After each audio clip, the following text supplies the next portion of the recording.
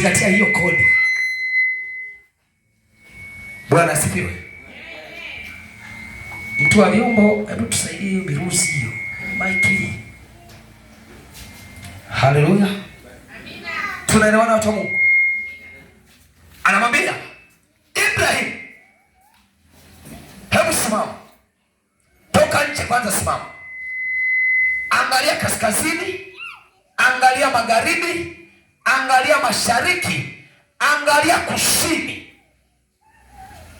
Maana nchi hii uionayo nimekupa wewe na uzao wako milele. Ameambiwa anayoiona. Lazima macho ya ndani yaone kwanza,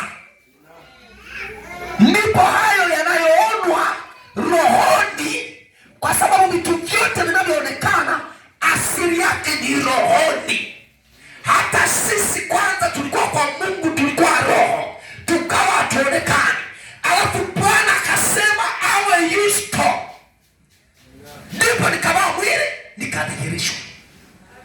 Kwa hiyo ndivyo asili ya vitu vyote ilivyo. Lazima ukiumbe katika ulimwengu usioonekana, ndipo kidhihirike katika ulimwengu wa mwili, katika ulimwengu wa damu na nyama.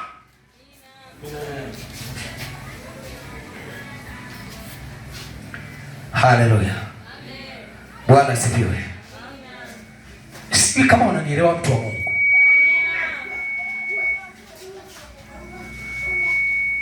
Mungu akusaidie kuelewa mambo haya, kwa sababu itakusaidia wewe kutengeneza misuli na stamina za kiroho, ili kuweza kunukua vitu katika ulimwengu wa roho, kuwa jasusi unayetengeneza mipango kwenye ulimwengu usioonekana na kuamuru ije katika ulimwengu unaoonekana.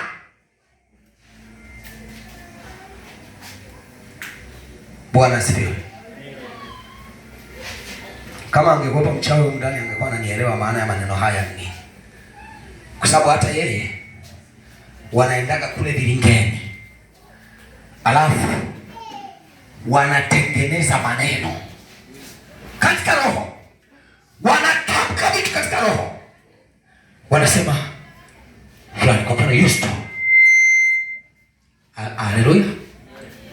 Akishataja hilo jina Yusto, kumbuka yupo anaendelea na harakati zake kama kawaida. Alafu anasema Yusto baada ya miezi kadhaa atakutwa anaanza kuunda maneno. Amen. Kwa hiyo anatamka maneno, na akitoka pale imani yake inamwambia umemaliza kazi. Kwa hata anakuona unatembea mtaani, anajua swala la muda tu. Swala la muda tu, wakati ukifika utasema. Amen. Ameshatengeneza kwenye ulimwengu usioonekana. Anachodisubiri ni shetani kukidhihirisha katika ulimwengu wa mwili. Kwa hiyo kama hauna kipango wa makombora, hauna kidaka makombora, ndio unakuta saa ile muda ule kichalipo mtangaza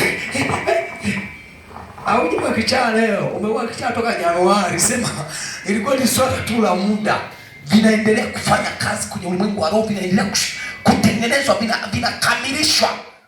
Sasa ilipofika watu wanaona kichaa kweli. Amen. Lakini vimeundwa, vimetengenezwa kwenye ulimwengu usioonekana.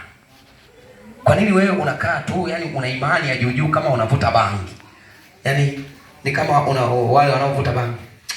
Anaona semitela 10 zinapita. Sasa zile bangi. Amen. Sisi tuna chanzo cha taarifa ambacho ni neno la Mungu. Hicho ndicho kinachofunua vitu kwenye ulimwengu wa roho, na ile misimamo na macho yetu yaliyokuwa hayaoni yanaanza kufunguka. Unaanza kuona hivi, kumbe mimi ni genius, hivi kumbe mimi ni shujaa namna hii. msaada wa watu wengi namna hii. Hivi kumbe mimi ni tajiri namna hii. Hivi kumbe mimi ni mhubiri mkubwa namna hii. Yaani unaweza kutoka kwenye kategori kubwa. Kumbe Mungu amenipa watoto bora namna hii. Kumbe Mungu amenipa ndoa nzuri. Yaani ni kubwa. Kila anachoangalia ni kikubwa. Hakina mwisho. Hakina mwanzo. Hakina mwisho. Mungu wetu tunamtumikia ni Alfa na Omega. Anatangaza mwisho kabla ya mwanzo. Haleluya.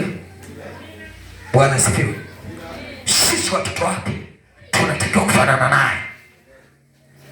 Yaani wewe unasema tu, Bwana, kwa kadiri upendavyo. Kwa kadiri ya picha ulionayo ndiyo nilionayo. Nina picha kubwa, nina maono makubwa, nina utumishi mkubwa, mfanya biashara mkubwa. Ukiniuliza mimi nahubiri mpaka wapi? Mimi waga naona tu naenda kusomea Kiingereza alafu nitaenda kuhubiri mpaka nje ya nchi.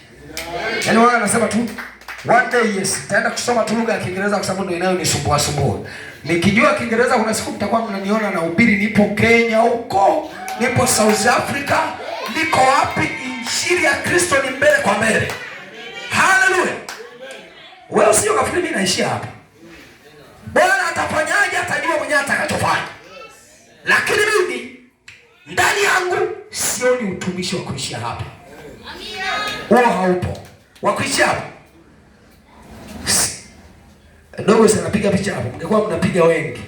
Tunza kumbukumbu za maneno haya. Haleluya. Na kuhakikishia kwa udogo huu unaoniona